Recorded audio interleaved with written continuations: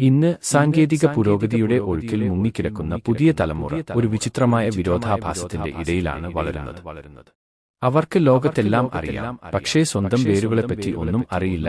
Digital ലോകത്തെ അനന്തമായ വിവരങ്ങൾ അവരുടെ വിരലുകളിൽ തെളിയുന്നു, പക്ഷേ ആത്മീയവും സാംസ്കാരികവുമായ അടിത്തറ അവർ അറിയാതെ പോകുന്നു. ഉമ്മയുടെ ഓർമ്മകൾ, ഉപ്പയുടെ ഉപദേശങ്ങൾ, പൂർവികരുടെ പാഠങ്ങൾ, ഇവയെല്ലാം ഒരു പഴയ ഫോണിന്റെ മെമ്മറി പോലെ ഡിലീറ്റ് ചെയ്യപ്പെടുകയാണ്. യഥാർത്ഥത്തിൽ അറിവ് എന്നത് ഗൂഗിൾ സെർച്ച് മാത്രമല്ല, അത് ജീവിതത്തിന്റെ അനുഭവങ്ങളിൽ നിന്ന് ഊറിവരുന്ന ജ്ഞാനമാണ്.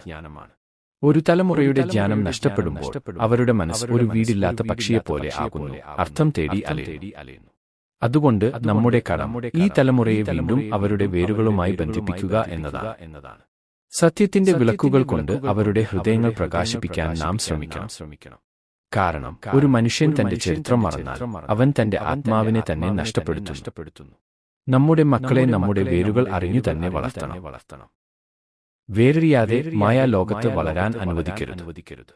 ശിക്ഷണവും സംരക്ഷണവും എല്ലാം അതിന്റെ ഭാഗമാവണം.